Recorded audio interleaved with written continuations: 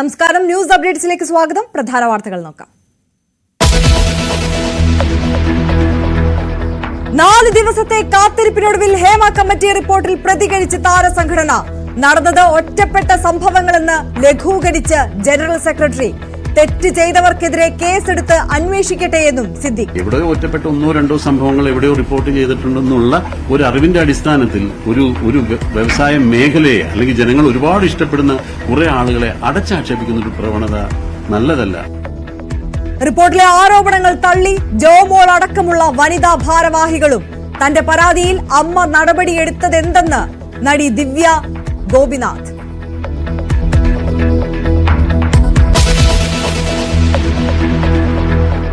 അവരുടെ വേദന അവർക്കല്ലേ അറിയാൻ പറ്റുള്ളൂ. ആ വേദന അവർ അവസരം നിഷേധിക്കപ്പെട്ടു എന്നൊരു നടി പറയുമ്പോൾ അത് നമ്മൾ വിശ്വസിക്കണം. അങ്ങനെ നടന്നിട്ടുണ്ടെന്നുള്ള നമ്മൾ അന്വേഷിക്കണം. ഇങ്ങനെ അവസരം നിഷേധിച്ചത് ആര്, ആര് എന്ന ചോദ്യത്തിൽ ആ വ്യക്തി ഇതേപോലെ എന്തുകൊണ്ടാണ് നിഷേധിച്ചത് എന്ന് ചോദിച്ച് മനസ്സിലാക്കാനുള്ള ഉത്തരവാദിത്വം കൂടെ നമുക്കുണ്ട്. താരസംഘടന ജനറൽ സെക്രട്ടറിയെ തിരുത്തി വൈസ് പ്രസിഡന്റ് ജഗദീഷ്. ഒറ്റപ്പെട്ട സംഭവങ്ങളെന്ന് പറഞ്ഞ് ഒഴിഞ്ഞുമാറാനാകില്ല. വേട്ടക്കാരുടെ പേര് പുറത്തുവിടണം. ഗണേഷ് കുമാറിനെതിരെ പരാതി ഉണ്ടെങ്കിൽ അന്വേഷിക്കണമെന്നും ജഗദീഷ്.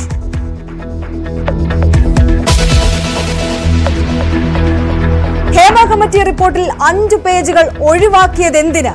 സർക്കാർ പുറത്തുവിട്ട റിപ്പോർട്ടിൽ 11 ഖണ്ഡികകളില്ല.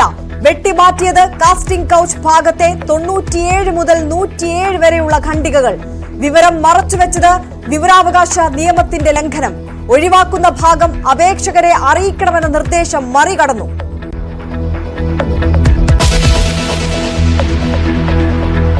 ഹേമ കമ്മിറ്റിക്ക് ലഭിച്ച മൊഴികളിൽ അന്വേഷണം ആവശ്യപ്പെട്ട് മുഖ്യമന്ത്രിക്ക് പ്രതിപക്ഷ നേതാവിന്റെ കത്ത്.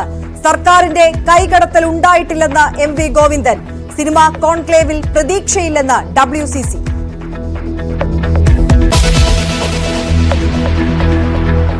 ഏഴു വയസ്സുകാരന്റെ തുടയിൽ സൂചി തുളച്ചു കയറിയതിൽ കായംകുളം താലൂക്ക് ആശുപത്രിക്ക് ഗുരുതര വീഴ്ചയെന്ന് ആരോഗ്യവകുപ്പ്.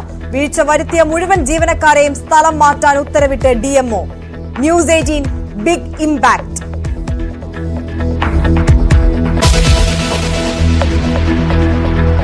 തിരുവനന്തപുരത്ത് നിന്ന് കാണാതായി വിശാഖപട്ടണത്ത് കണ്ടെത്തിയ പെൺകുട്ടി കേരളത്തിലേക്ക്.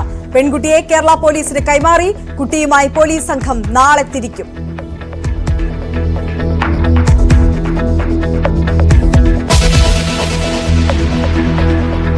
എറണാകുളം കണ്ടമാലിയിലും വൈപ്പിനിലും കടലാക്രമണം. ആശങ്കയിൽ തീരദേശവാസികൾ. ടെട്രാപോഡ് വേണമെന്നാവശ്യം.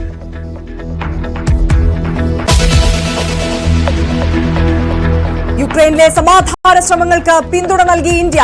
വ്ളാഡിമിർ സെലൻസ്കിയുമായുള്ള കൂടിക്കാഴ്ചയിൽ അഹിംസ പരാമർശിച്ചു മോദി.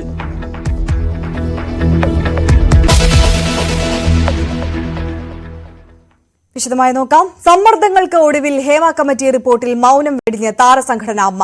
ഹേമ കമ്മിറ്റി റിപ്പോർട്ട് സ്വാഗതാർഹമെന്ന് ജനറൽ സെക്രട്ടറി സിദ്ദിഖ് പ്രതികരിച്ചു. അമ്മ ഒളിച്ചോടിയിട്ടില്ലെന്നും ഞങ്ങൾ ഹേമ കമ്മിറ്റിക്കൊപ്പമാണെന്നും സിദ്ദിഖ് വാർത്താ സമ്മേളനത്തിൽ പ്രതികരിച്ചു. തെറ്റ് ചെയ്തവർക്കെതിരെ പോലീസ് കേസെടുത്ത് അന്വേഷിക്കണമെന്നും സിദ്ദിഖ് ആവശ്യപ്പെട്ടു. ഹേമ കമ്മിറ്റി റിപ്പോർട്ട് പുറത്തു വന്നു. ഞങ്ങൾ വായിച്ച് ഞങ്ങളുടെ ഒരു അറിവ് വെച്ച് അതിൽ നിന്ന് മനസ്സിലാക്കിയെടുത്തോളം കാര്യങ്ങൾ വെച്ച് ഞങ്ങൾക്ക് ആ റിപ്പോർട്ട് വളരെ സ്വാഗതാർഹമായിട്ടാണ് തോന്നിയത്. ആ റിപ്പോർട്ടിൽ പറഞ്ഞിരിക്കുന്ന ഫൈൻഡിങ്സും അതിൽ ഹേമ കമ്മിറ്റി സർക്കാരിന് കൊടുത്തിട്ടുള്ള റെക്കമെൻഡേഷൻസും എല്ലാം തികച്ചും സ്വാഗതാർഹമാണ്. അതെല്ലാം നടപ്പിൽ വരുത്തണമെന്ന് തന്നെയാണ് ഞങ്ങളുടെ ആഗ്രഹം. പിന്നെ അതിനകത്ത് ഒറ്റപ്പെട്ട സംഭവങ്ങളെപ്പറ്റി പലതും പറഞ്ഞിട്ടുണ്ട്. അതിൽ കുറ്റകൃത്യം നടന്നിട്ടുണ്ടെങ്കിൽ അതല്ലെങ്കിൽ ആരാണ് അതിനുവേണ്ടി അങ്ങനെയുള്ളൊരു കുറ്റകൃത്യം നടക്കുന്നത്, എവിടെ വെച്ചാണ്, ആർക്കാണ് അത്തരം അനുഭവങ്ങൾ നേരിട്ടിട്ടുള്ളത് എന്ന് പറഞ്ഞാൽ തീർച്ചയായിട്ടും അത് പോലീസ് കേസെടുത്ത് അന്വേഷിക്കണം, അങ്ങനെയുള്ള ആളുകളെ ശിക്ഷിക്കണം എന്ന് തന്നെയാണ് ഞങ്ങളും ആവശ്യപ്പെടുന്നത്. അമ്മ സംഘടനയിൽ പവർ ഗ്രൂപ്പ് ഉള്ളതായി അറിവില്ലെന്ന് സിദ്ദിഖ്. ആരഭിനയിക്കണമെന്ന് ഒരു ഗ്രൂപ്പിൽ ഇരുന്ന് തീരുമാനിച്ചാൽ സംഘടന എങ്ങനെ മുന്നോട്ടു പോകും? പവർ ഗ്രൂപ്പിന് സിനിമയെ നിയന്ത്രിക്കാൻ കഴിയില്ലെന്നും പവർ ഗ്രൂപ്പ് ഉണ്ടെന്ന് പറഞ്ഞവർ തന്നെ അത് വെളിപ്പെടുത്തണമെന്നും സിദ്ദിഖ് പറഞ്ഞു. പവർ ഗ്രൂപ്പ് എന്ന് പറഞ്ഞിട്ട് ഒരു ഗ്രൂപ്പിനെ കുറിച്ച് ഇങ്ങനെ പ്രതിപാദിച്ചതായിട്ട് കേട്ടു. അത് ആരാണ് അങ്ങനെ ഒരു പവർ ഗ്രൂപ്പ് ഉണ്ടോ എന്നുള്ളത് ഈ കമ്മീഷൻ അറിയിച്ചതെന്ന് ഞങ്ങൾക്ക് അറിഞ്ഞുകൂടാ. അങ്ങനെയാണെങ്കിൽ വ്യക്തമായിട്ട് അവർക്ക് പറയാമല്ലോ പവർ ഗ്രൂപ്പിൽ ആരൊക്കെയാണെന്നുള്ളത്. ഞാൻ 40ഓളം വർഷമായിട്ട് സിനിമയിലുള്ള ആളാണ്. ഞാൻ ഒരു പവർ ഗ്രൂപ്പ് ഉള്ളതായിട്ടും എനിക്കറിയില്ല. അല്ലെങ്കിൽ ഒരു പവർ ഗ്രൂപ്പിന്റെയും എന്തെങ്കിലും ഒരു ശിക്ഷാ നടപടിക്കോ അല്ലെങ്കിൽ അവർ എനിക്ക് അനുകൂലമായിട്ട് ഒരു പവർ ഗ്രൂപ്പ് എന്തെങ്കിലും തീരുമാനം എടുത്തതായിട്ടോ ഇത്രയും കാലത്തിന്റെ ഇടയ്ക്ക് ഉണ്ടായിട്ടില്ല. എന്റെ ഒരു സംശയം എന്ന് പറയുന്നത് കുറച്ച് വർഷങ്ങൾക്ക് മുമ്പ്, അത് എനിക്ക് തോന്നുന്നു ഒരു 10 വർഷത്തിന് മുമ്പാണ് തോന്നുന്നു, എല്ലാ സംഘടനയിൽ നിന്നും 2 അംഗങ്ങളെ സെലക്ട് ചെയ്തുകൊണ്ട് ഒരു ഹൈ പവർ കമ്മിറ്റി എന്നൊരു കമ്മിറ്റി രൂപീകരിക്കുകയുണ്ടായിരുന്നു. ആ കമ്മിറ്റിയുടെ ഉദ്ദേശം എന്ന് പറയുന്നത് പല സംഘടനകളിലുള്ള പല ആളുകൾ പല പ്രശ്നങ്ങൾ നേരിടുന്നുണ്ട്. അപ്പൊ എല്ലാ സംഘടനയിലും പെട്ട 2 പേരുള്ള ഒരു ഹൈ പവർ കമ്മിറ്റി ഉണ്ടെങ്കിൽ ആ പ്രശ്നം കോമൺ ആയിട്ട് കേൾക്കാനും അതിനൊരു പരിഹാരം നിർദ്ദേശിക്കാനും ഈ കമ്മിറ്റിക്ക് സാധിക്കുമെന്നുള്ള രീതിയിൽ ഒരു ഹൈ പവർ കമ്മിറ്റി മുമ്പ് രൂപീകരിച്ചിരുന്നു. അതും പക്ഷേ ഓരോ കാലഘട്ടങ്ങളിൽ മാറി മാറി വരുന്ന സംഘടനകളുടെ ഭാരവാഹികൾ ചേർന്നിട്ടുള്ള ഒരു കമ്മിറ്റിയാണ്. പക്ഷെ പിന്നീട് ആ ഹൈ പവർ കമ്മിറ്റി നിലവിൽ വന്നില്ല, അതിപ്പോ ഇല്ല, നിലവിലില്ല. അപ്പോൾ അതിനെ വെച്ചിട്ട് ആരെങ്കിലും എന്തെങ്കിലും പറഞ്ഞതാണോ എന്ന് എനിക്കറിയില്ല. സിനിമാ മേഖലയിലെ കാസ്റ്റിംഗ് കൌച്ചിനെ കുറിച്ച് പരാതി ലഭിച്ചാൽ നടപടിയെടുക്കുമെന്ന അമ്മ, പലരും പരാതി പറയാൻ മടിക്കുന്നുണ്ടെന്നും പുറകെ പോയി അന്വേഷിച്ച് പുറത്തു കൊണ്ടുവരുന്നത് പ്രായോഗികമല്ലെന്നും സിദ്ദിഖ് പറഞ്ഞു. കാസ്റ്റിംഗ് കൌച്ച് നടന്നിട്ടുണ്ടോ ഇല്ലെന്നുള്ള വ്യക്തമായി പറയാൻ കഴിയാത്തത് ഞങ്ങൾക്ക് അത്തരം അനുഭവങ്ങൾ ആരെങ്കിലും നേരിട്ട് റിപ്പോർട്ട് ചെയ്തെങ്കിൽ മാത്രമാണ് നമുക്ക് ഇന്ന ആൾക്കുണ്ടായി, ഇന്ന സ്ഥലത്തു നിന്നുണ്ടായി, അങ്ങനെ ഇടപെടാൻ ചിലപ്പോൾ നമുക്ക് പറ്റുമായിരിക്കും.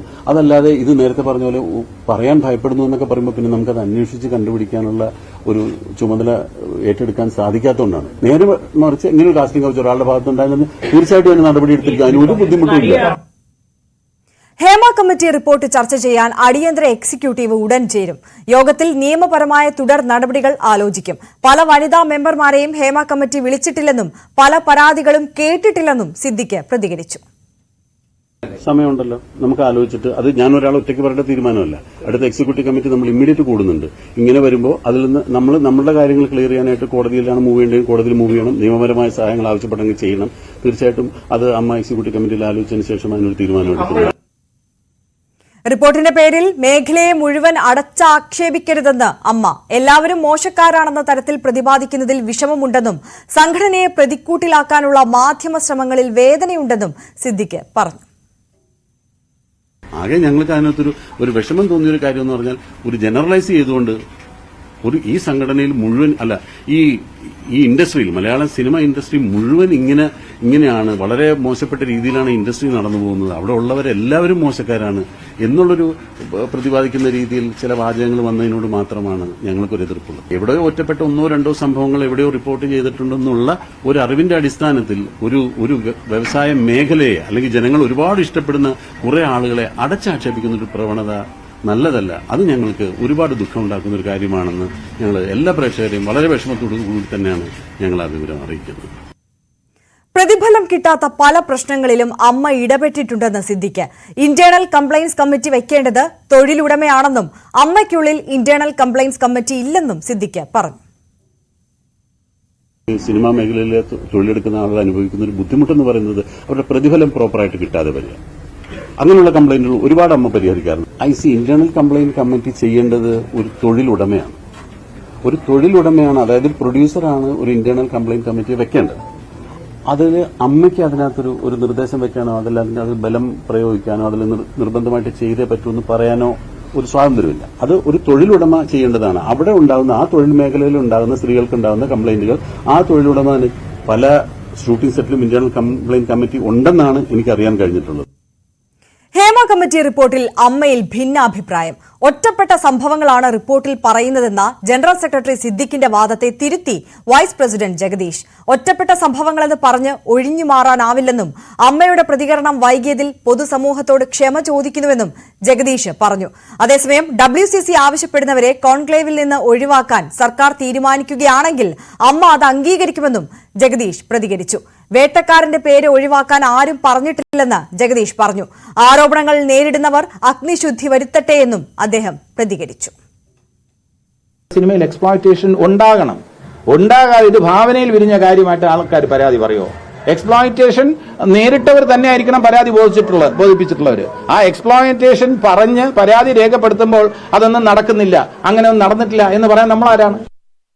ആത്മീയ കാര്യങ്ങൾ എന്ന് പറയുമ്പോൾ അതിനകത്ത് ഇപ്പൊ ഗണേഷ് കുമാറിന്റെ മന്ത്രി എന്ന് പറഞ്ഞുകൊണ്ട് പറയാണ് അവിടെ രാഷ്ട്രീയമൊക്കെ വരും.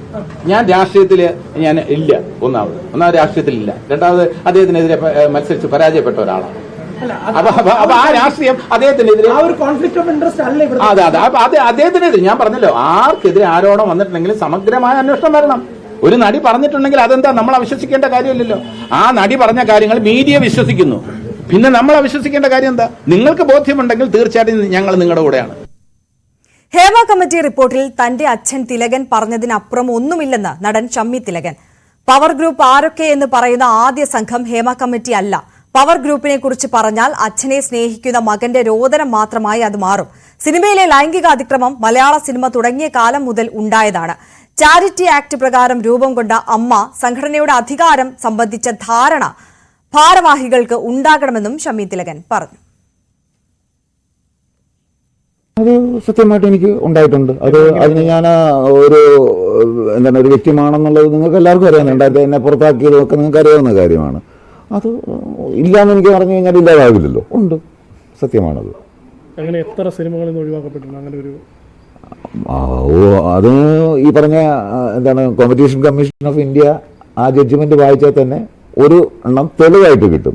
അത് നിങ്ങൾക്കറിയാം, പണ്ടൊരിക്കൽ ശ്രീ സിദ്ദിഖ് മറ്റേ KPSC ലളിതയും കൂടെ ഒരു ഇന്റർവ്യൂ നടത്തിയ ഓർമ്മയില്ലേ, ഒരു പ്രസ് മീറ്റ് നടത്തിയ ഓർമ്മയില്ലേ? ആ മീറ്റിൽ പറയുകയും ചെയ്തല്ലോ, ഇങ്ങനെ ആരെങ്കിലും രേഖാമൂലം തെളിവ് തരികയാണെങ്കിൽ നമ്മൾ അതിന് നടപടിയെടുക്കുമെന്ന്. ഞാൻ അപ്പം തന്നെ എഴുതി കൊടുത്തായിരുന്നു. കാര്യം ഇത് കോടതിയാണ് പറഞ്ഞിരിക്കുന്നത് ഷമ്മി തിലകൻ്റെ ഒരു പടം കട്ട് ചെയ്യുന്നത്, പിന്നെ എൻ്റെ പടം. അതുവേണ്ടിയാണ് എന്നെ അതിനകത്ത് പുറത്താക്കിയത്. ഞാൻ നിങ്ങളുടെ അടുത്തും പറഞ്ഞിട്ടുണ്ട്. ഇവിടെ വെച്ചൊരു ദിവസം ഓർമ്മയില്ലേ, ഞാൻ പറഞ്ഞില്ലേ, മുകേഷും ഇന്നസെൻറ്റും കൂടെ എനിക്ക് എൻ്റെ എന്നത് അത് തന്നെയല്ലേ തെളിവല്ലേ. അത് നല്ല തെളിവായിട്ട് പറയാനായിട്ട് എനിക്കുണ്ടല്ലോ. മറ്റതൊക്കെ ഞാൻ പറഞ്ഞ് ആരോപിക്കുന്നതായിട്ട് വെക്കാം. ഇത് ആരോപണമല്ല, തെളിവാണ്. വേറെ അച്ഛന് പോലും അങ്ങനെ ഒരു പടം തെളിവായിട്ട് കൊടുക്കാനുണ്ടാവില്ല, എനിക്കുണ്ട്. ശരിയല്ലേ? ഒരു കോടതി ജഡ്ജ്മെൻറ്റിൽ തന്നെ പറഞ്ഞിരിക്കുന്നു ഷമ്മി തിലകൻ്റെ ഇന്ന പടം കട്ട് ചെയ്തു എന്ന്. നല്ല ഒന്നാന്തരമായിട്ട് സുകുമാർ അഴീക്കോടും മറ്റൊക്കെ പറഞ്ഞത് ബൈറ്റ് അവിടെ കിടപ്പില്ലേ. ഇനി ഞാൻ അതിനകത്ത് പറഞ്ഞു എന്താണ് തുലവും തുച്ഛനായ ഞാൻ എന്തിനാ അതിനെക്കുറിച്ച് അഭിപ്രായം പറയണം? അതൊരു അച്ഛനോട് ഇഷ്ടമുള്ള ഒരു മകൻ്റെ രോദനമായിട്ടൊക്കെ അല്ലേ പലരും അതിനെ വിലയിരുത്തുള്ളൂ.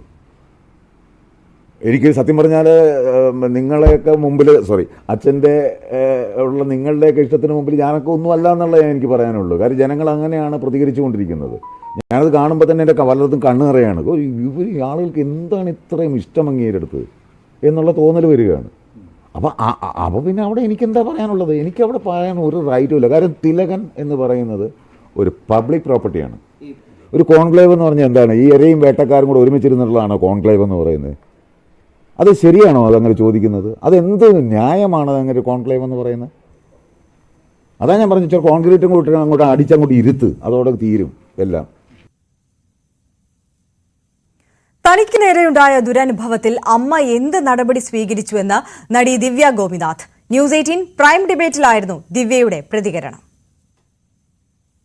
ഞങ്ങളെ പോലുള്ള ഒരുപാട് സ്ത്രീകൾ നമ്മൾ ജോലി ചെയ്യുന്ന ഒരു വർക്ക് സ്പേസിനെ അതിലെ കുഴപ്പം ഉണ്ട് എന്ന് പറഞ്ഞ് മുന്നോട്ട് വന്ന് നമ്മുടെ കരിയറും നമ്മുടെ ലൈവ്ലിഹുഡും ഒക്കെ സെക്കൻഡറി ആയി വെച്ച് നമ്മൾ നമ്മുടെ ഒരു ഫ്യൂച്ചറിന് വേണ്ടി നമ്മുടെ നല്ലൊരു വർക്ക് പ്ലേസ്, നോർമലി ഏതൊരു തൊഴിലിടവും പോലെ നമ്മുടെ തൊഴിലിടവും നോർമലി ഒരു തൊഴിൽ ചെയ്യാൻ പറ്റുന്ന വിധത്തിലേക്ക് അതിനകത്തെ പോരായ്മകൾ ചൂണ്ടിക്കാണിച്ച് മുന്നോട്ട് വന്ന് ഒരുപാട് സ്ത്രീകളുടെ ഒരു പോരാട്ടത്തിന്റെ ഭാഗമായാണ് ഇന്ന് ഇത്രയും ഈ 5 വർഷത്തിന്റെ ഇടയിൽ ഇന്ന് ഹേമ കമ്മിറ്റി റിപ്പോർട്ട് നമ്മൾക്ക് എല്ലാവർക്കും കാണാൻ കഴിഞ്ഞത്.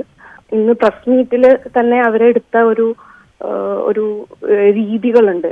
എത്ര സില്ലി ആയിട്ടാണ് ഈ വിഷയങ്ങളെ അവരെ കാണുന്നു എന്നുള്ളതാണ് ഇപ്പൊ സംസാരിച്ചപ്പോഴും. ഒരു കമ്മിറ്റിയുടെ മുമ്പാകെ അവരുടെ പ്രശ്നങ്ങൾ സംസാരിക്കാൻ, അവരുടെ ട്രോമകൾ സംസാരിക്കാൻ കുറെ സ്ത്രീകൾ പോയിരുന്ന് ഇന്ന് അത് മുന്നിലേക്ക് വരുമ്പോ അതിനെ പ്രണയത്തോടും സെക്ഷൽ റിലേഷൻഷിപ്പിനോടും ഒക്കെ ഉപമിക്കാൻ കഴിയുന്നതെന്നാണ് എനിക്ക് തോന്നുന്നത്. കാരണം ഒരു സ്ത്രീ ഡിഗ്നിറ്റി എന്ന് പറഞ്ഞൊരു കാര്യമുണ്ട്. ആ ഡിഗ്നിറ്റിയേക്കാൾ വലുത് നമ്മളുടെ സ്പേസിൽ നടക്കുന്ന ഈ പ്രശ്നങ്ങൾ, ഈ ചൂഷണങ്ങൾ പറയാൻ തയ്യാറായിട്ടുള്ള സ്ത്രീകളെ ഇൻസൾട്ട് ചെയ്യുന്ന പോലെയാണ് എനിക്ക് തോന്നിയിട്ടുള്ളത്. പിന്നെ ഈ പറയുന്ന മറ്റുള്ളവരോട് നടപടി എടുക്കട്ടെ എന്ന് അദ്ദേഹം ആവർത്തിച്ച് ഇപ്പോൾ സംസാരിക്കുകയുണ്ടായി. പക്ഷെ എനിക്ക് പറയാനുള്ളത് അസോസിയേഷനിലെ ഒരു മെമ്പർ ചെയ്യുന്ന പോരായ്മകൾ ചൂണ്ടിക്കാണിച്ച ഒരു സ്ത്രീയാണ് ഞാൻ. അവര് പറയുന്നത് അവർക്ക് ഇതുവരെ ഒരു കംപ്ലൈന്റ് ഒരു 2006 നടന്ന സംഭവത്തിന് 2018 കിട്ടി, അത് മാത്രമാണ് അവർക്ക് വന്ന കംപ്ലൈന്റ് എന്നാണ്. ഇന്നും എന്റെ മെയിലില് സെൻഡ് ഐറ്റത്തില് അവിടെ പോയ മെയില് കിടക്കുന്നുണ്ട്. എന്റെ കംപ്ലൈന്റ് എന്റെ കയ്യിൽ, എന്റെ പക്കൽ ആ കംപ്ലൈന്റ് കിടക്കുന്നുണ്ട്. ഇന്ന് വരെ അവിടെ നിന്ന് ഒഫീഷ്യലായി എന്നോട് ആരും സംസാരിക്കുകയോ AMMയുടെ ഭാഗമായിട്ട് ഇത് കേട്ടു എന്നോ നമ്മുടെ സംഘടനയിൽ ഈ മെമ്പർ ഇങ്ങനെ ചെയ്തതിനെ കുറിച്ച് അവർ സംസാരിച്ചു എന്നോ ഇതുവരെ അങ്ങനെ ഒരു ഒഫീഷ്യൽ ആയിട്ടുള്ള ഒരു കാര്യവും എനിക്ക് വന്നിട്ടില്ല. ഞാൻ പരാതി അയക്കുന്നത് 2018 ഞാൻ എന്റെ പരാതി അയക്കുന്നത്. അത് അവർക്ക് കിട്ടിയിട്ടുള്ളതുമാണ്. അത് നമ്മളടുത്ത് പലവരും സംസാരിച്ചിട്ടുള്ളതുമാണ്. പക്ഷെ അത് തിരസ്കരിക്കുകയാണ്. അങ്ങനെ ഒരു കംപ്ലൈന്റ്, മറ്റൊരാളുടെയും കംപ്ലൈന്റ് അവർക്ക് എത്തിയിട്ടില്ല എന്ന് പറയുകയാണ്. അപ്പോ വളരെ റെസ്പെക്ട്ഫുള്ളി കണ്ടിട്ടാണ് ഒരു അസോസിയേഷന് നമ്മളുടെ ഒരു കംപ്ലൈന്റ് എന്ന് വെച്ചാൽ ഈ ഇൻഡസ്ട്രിയിൽ മുന്നോട്ട് പോകണം, ഈ ഇൻഡസ്ട്രി നന്നായി പോണം, എല്ലാ തരത്തിലുള്ള ആളുകൾക്കും, ഇപ്പൊ ജൂനിയർ ആയിക്കോട്ടെ സീനിയർ ആയിക്കോട്ടെ. ഞാൻ 10ാമത്തെ സിനിമ, ഏകദേശം 4ാമത്തെ സിനിമയിൽ വെച്ചിട്ടാണ് എനിക്ക് ഇങ്ങനെ ഒരു സിറ്റുവേഷൻ ഉണ്ടാവുന്നത്. അത് കഴിഞ്ഞ് ഒരു 10ാമത്തെ സിനിമയുടെ ഗ്യാപ്പാണ് ഇങ്ങനെ ഉണ്ടായിട്ടുള്ളത്. ഇതിന്റെ ഇടയിൽ ജൂനിയർ സീനിയർ എന്ന് പറഞ്ഞ ഒരു വ്യത്യാസം ഉണ്ടോ എന്ന് എനിക്കറിയില്ല. നമ്മളുടെ പ്രശ്നം തൊഴിലിടം. അപ്പോ എവിടെയാണ് ഇങ്ങനെ കംപ്ലൈന്റ് പറയുന്നതെന്ന് പോലും കൺഫ്യൂസ്ഡ് ആയി പോകുന്ന തീർച്ചയായിട്ടും ഞാൻ ഹേമ കമ്മിറ്റി മുമ്പാകെ മൊഴി കൊടുത്തിരുന്നു. പുറത്തും ഞാൻ മൊഴി കൊടുത്ത കേസ് ഞാൻ പുറത്തും പറഞ്ഞിട്ടുള്ളതാണ്. അപ്പോ ആ കേസിന്റെ ഭാഗമായിട്ട് ഒരു അസോസിയേഷന് അവരുടെ മെമ്പർ അങ്ങനെ ചെയ്തിട്ടുണ്ടെങ്കിൽ എന്ത് നടപടിയാണ് എടുക്കാൻ കഴിയുക? ആ അസോസിയേഷന്, ആ മെമ്പർ എന്തെടുത്തു എന്നല്ല, ഒരു സംഘടന എന്തെടുത്തു എന്നുള്ള ചോദ്യമായിരുന്നു ഞാൻ മുന്നോട്ട് വെച്ചത്. ഞാൻ AMMയുടെ മെമ്പർ അല്ല, പക്ഷെ ഞാൻ പരാതി ഉന്നയിച്ച ആള് AMMയുടെ ഒരു മെമ്പറാണ്. അപ്പൊ അദ്ദേഹത്തിനെ കുറിച്ച് ഞാൻ എവിടെയാണ് പരാതി പറയേണ്ടത്? ഞാൻ പരാതി പറയേണ്ട എല്ലായിടത്തും പറഞ്ഞു. അതിനുശേഷം ഒരു സംഘടന, ആ സംഘടനയുടെ ഉള്ളിലുള്ള ഒരു മെമ്പറാണല്ലോ. അപ്പൊ അദ്ദേഹം ചെയ്യുന്ന ഇതിന് അവർക്കൊരു ഉത്തരവാദിത്വം ഉണ്ടാവണമല്ലോ. അപ്പൊ ആ ഉത്തരവാദിത്വം എന്താണ് എന്നറിയാനും അതിനുള്ള അദ്ദേഹത്തിനുള്ള എന്താണ് അതിനകത്തുള്ള ഒരു ആക്ഷൻ എന്നറിയാനുമാണ് കംപ്ലൈന്റ് അവിടെ കൊടുത്തത്. സർക്കാരിന്റെ കൈകടത്തൽ റിപ്പോർട്ടിൽ ഉണ്ടായിട്ടില്ലെന്ന CPM സംസ്ഥാന സെക്രട്ടറി MV ഗോവിന്ദൻ. വെട്ടിക്കുറയ്ക്കുകയോ കൂട്ടിച്ചേർക്കുകയോ ഉണ്ടായിട്ടില്ല. റിപ്പോർട്ടിന്റെ രഹസ്യാത്മകത കാത്തുസൂക്ഷിക്കാനായി നിബന്ധനകൾ പാലിച്ചാണ് റിപ്പോർട്ട് നൽകിയിട്ടുള്ളത്. പ്രസിദ്ധീകരിക്കാൻ തീരുമാനിച്ചതിൽ കുറവ് വന്നിട്ടുണ്ടെങ്കിൽ അത് പരിശോധിച്ച് നൽകുമെന്നും MV ഗോവിന്ദൻ പറഞ്ഞു. ഹേമ കമ്മിറ്റി റിപ്പോർട്ടിലെ കൂടുതൽ ഭാഗങ്ങൾ വെട്ടിമാറ്റി സർക്കാർ. വിവരാവകാശ കമ്മീഷൻ നിർദ്ദേശിച്ചതിനേക്കാൾ കൂടുതൽ ഭാഗങ്ങൾ ഒഴിവാക്കിയാണ് റിപ്പോർട്ട് പുറത്തുവിട്ടത്. 49 മുതൽ 53 വരെയുള്ള പേജുകളാണ് ഒഴിവാക്കിയത്. സർക്കാരിന് പ്രത്യേക റോൾ ഇല്ലെന്നും വിവരാവകാശ കമ്മീഷൻ ഉത്തരവിന്റെ ലംഘനം നടന്നിട്ടുണ്ടെങ്കിൽ പരിശോധിക്കാമെന്നുമായിരുന്നു നിയമമന്ത്രി P. രാജീവിന്റെ പ്രതികരണം. ഹേമ കമ്മിറ്റിക്ക് ലഭിച്ച മൊഴികളിൽ അന്വേഷണം വേണമെന്നാവശ്യപ്പെട്ട് പ്രതിപക്ഷ നേതാവ് VD സതീശൻ മുഖ്യമന്ത്രിക്കും സാംസ്കാരിക വകുപ്പ് മന്ത്രിക്കും കത്ത് നൽകി. വനിതാ IPS ഉദ്യോഗസ്ഥരുടെ നേതൃത്വത്തിൽ അന്വേഷണ സംഘം വേണമെന്നാണ് ആവശ്യം. ഡാൻ കുര്യന്റെ റിപ്പോർട്ടിലേക്ക്. തങ്ങൾക്ക് നേരിട്ട ദുരനുഭവം സംബന്ധിച്ച് അതീവ രഹസ്യമായി ഹേമ കമ്മീഷന് മുമ്പിൽ വെളിപ്പെടുത്തലുകൾ നടത്തിയ 51 നടിമാർ നിർണായകമായി നടത്തിയ വെളിപ്പെടുത്തലുകളെ കുറിച്ചായിരുന്നു 49ാമത്തെ പേജ് മുതൽ 53ാമത്തെ പേജ് വരെ പരാമർശിച്ചിരുന്നത്. സ്വാഭാവികമായി അവരുടെ സ്വകാര്യതയെ മാനിച്ചുകൊണ്ട് 21 പാരഗ്രാഫുകൾ ഒഴിവാക്കിക്കൊണ്ടായിരിക്കണം ഇത് വിവരാവകാശ ഇത് പുറത്തുവിടാനുള്ള നിർദ്ദേശം ആദ്യഘട്ടത്തിൽ തന്നെ വിവരാവകാശ കമ്മീഷൻ നൽകിയിരുന്നു. പക്ഷേ അതിൽ നിന്ന് വ്യത്യസ്തമായി 129 പാരഗ്രാഫുകൾ ഒഴിവാക്കുന്ന തരത്തിലേക്ക് കാര്യങ്ങൾ എത്തി. അതായത് 49ാമത്തെ പേജ് മുതൽ 53ാമത്തെ പേജ് വരെയുള്ള നിർണായകമായ വിവരങ്ങൾ ബോധപൂർവം മറച്ചുവെച്ചു എന്ന തരത്തിലുള്ള വിവരങ്ങളാണ് പുറത്തു വന്നുകൊണ്ടിരിക്കുന്നത്. സ്വാഭാവികമായി ഇത് ആരെയൊക്കെയോ സംരക്ഷിക്കാനാണ് എന്ന ആക്ഷേപം മറുവശത്ത് നിന്ന് ഉയർന്നിരിക്കുന്നു. അതിനിടയിലാണ് കൂടുതലൊന്നും പ്രതികരിക്കാൻ ഈ വിഷയത്തിലില്ല. നിലപാട് നേരത്തെ തന്നെ വ്യക്തമാക്കിയതാണ് എന്ന് സാംസ്കാരിക വകുപ്പിന്റെ ചുമതലയുള്ള മന്ത്രി സജി ചെറിയൻ രാവിലെ മാധ്യമങ്ങളോട് പ്രതികരിക്കുകയും ചെയ്തിരിക്കുന്നത്. സ്വാഭാവികമായി ഇനിയങ്ങ് സർക്കാരിന് മുമ്പിൽ ഇതിൽ തുടർ നടപടികൾ സ്വീകരിക്കാതെ മുമ്പോട്ട് പോകാൻ കഴിയാത്ത ഒരു സാഹചര്യമുണ്ടാകും. സംസ്ഥാന പോലീസ് മേധാവിക്ക് ലഭിച്ച പരാതി ക്രമസമാധാന ചുമതലയുള്ള ADGPക്ക് അദ്ദേഹം നേരത്തെ തന്നെ കൈമാറുന്ന ഒരു സാഹചര്യമുണ്ടായിരുന്നു. അതിലും തുടർ നടപടികൾ ഒന്നും പിന്നീട് ഉണ്ടായിട്ടില്ല. 3 കാര്യങ്ങൾ ഉണ്ടായാൽ, അതായത് പരാതി നൽകിയവർ ഇതുമായി ബന്ധപ്പെട്ട് ഹേമ കമ്മീഷന് മുമ്പിൽ വെളിപ്പെടുത്തൽ നടത്തിയവർ പോലീസിന് മുമ്പിലും സമാനമായ പരാതി ആവർത്തിക്കുന്ന സാഹചര്യം ഉണ്ടായാൽ മാത്രമേ അതുമായി ബന്ധപ്പെട്ട കേസെടുത്ത് തുടർ നടപടികളിലേക്ക് പോകാൻ കഴിയൂ എന്നൊരു നിലപാടാണ് സർക്കാരിൽ ഒരു വിഭാഗത്തിനുള്ളത്. ഡാൻ ഗുര്യന്റെ റിപ്പോർട്ടാണ് കണ്ടത്. കഴക്കൂട്ടത്ത് നിന്ന് കാണാതായ അസം ബാലികയെ കേരള പോലീസിന് കൈമാറി. വിശാഖപട്ടണം CWC ആണ് കുട്ടിയെ കൈമാറിയത്. നിലവിൽ വിശാഖപട്ടണം സ്റ്റേറ്റ് ഹോമിലാണ് കുട്ടിയുള്ളത്. നാളെ കുട്ടിയുമായി പോലീസ് കേരളത്തിലേക്ക് തിരിക്കും.